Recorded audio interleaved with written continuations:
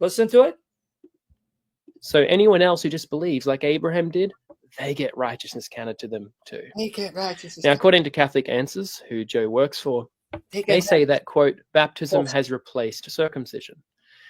Now, if circumcision was not required for a person to be saved even in Old Testament days, but still good to do, therefore it would not make sense to require baptism to be done to be counted as righteous in New Testament days.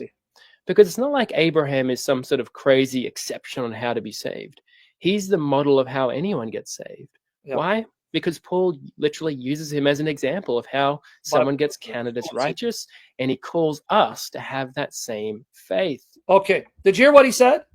Circumcision didn't save, and therefore, if circumcision typifies baptism, I need you to learn this argument. If circumcision typifies baptism, it points to baptism.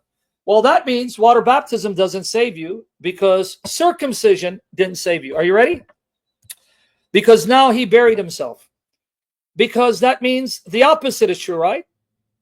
If circumcision was required to be saved, and if you didn't get circumcised, you'd be cut off from God and his covenant community, then according to his logic, since water baptism is our circumcision under the new covenant,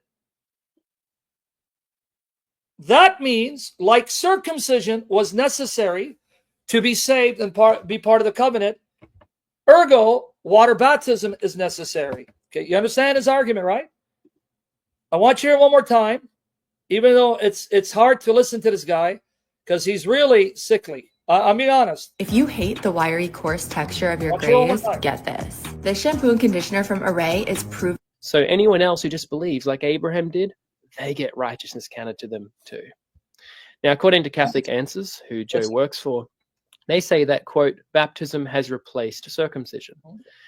Now, if circumcision was not required for a person to be saved even in Old Testament days, but still good to do, therefore it would not make sense to require baptism to be done to be counted as righteous in New Testament days. Okay. This is why I say the Lord needs to, in his love and mercy, the Lord doesn't have to do anything. I don't tell the Lord what to do. The Lord doesn't need to do anything. I'm his slave. When I mean need, meaning God in his infinite love, compassion, mercy, and may the Spirit constrain and control my tongue from error, from mistake, from sin, from stammering, that the Lord in his mercy shut this guy down until he repents. Because this tells you this guy is an ignoramus. He's an idiot. He doesn't know the Bible.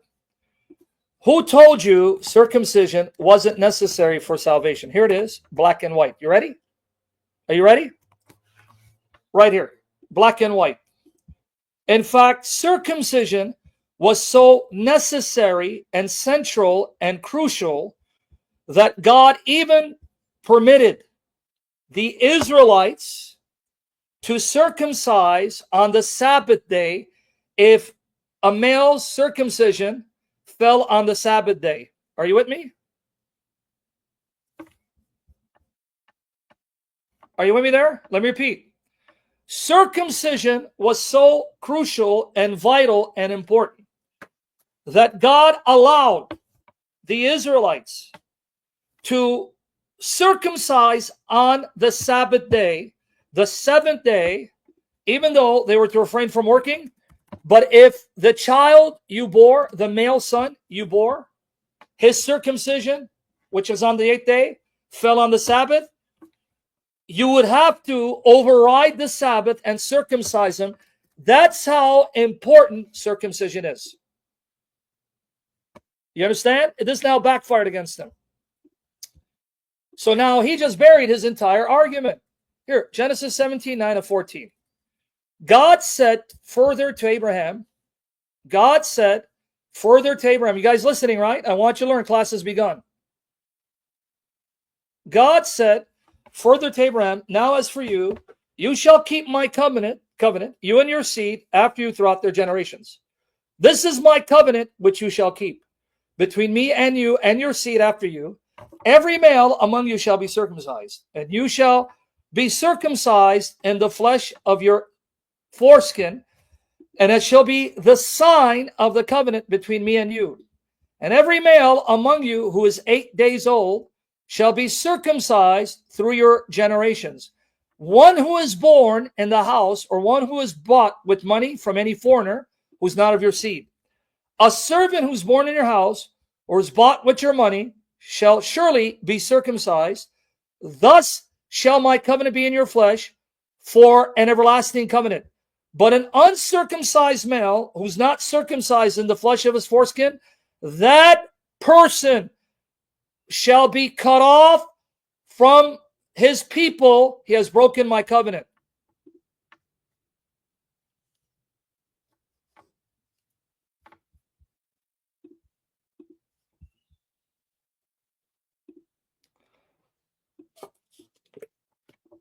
See that?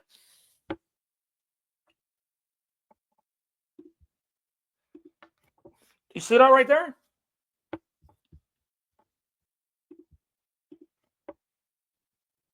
Oh, sorry, Nova. I blocked you because you're chiming in again, brother. See? All right, I'm going to have to unblock this guy. Nova, brother, please do me a favor.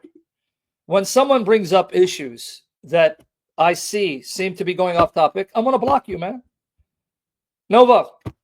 So I didn't know what you're asking me. I'm thinking you're a troll trying to distract. You see that right there? If you're cut off from the people because you've broken God's covenant, that means you have now lost salvation. You see now how it backfired against them. If circumcision was necessary in order to become part of the covenant community, to be part of the people of God, and therefore under God's covenant blessings, in other words, to be saved, then you just confirm, since baptism replaced circumcision, you must be baptized to be saved. See what he did? That's why I say he's a Bible pervert. Let me show you how important circumcision is. John 7, 22-23. For this reason, Moses has given you circumcision, not because it's from Moses, but from the fathers. Meaning, God told Abraham, circumcise all males 8 days old. But who wrote it down? Moses. You see what our Lord is saying? John is stating in parentheses that it's not that Moses spoke about circumcision. The fathers did because God ordered the fathers, but Moses wrote down the account. In other words, according to Jesus Christ, Moses wrote Genesis. Did you hear that? Liberals, did you hear it?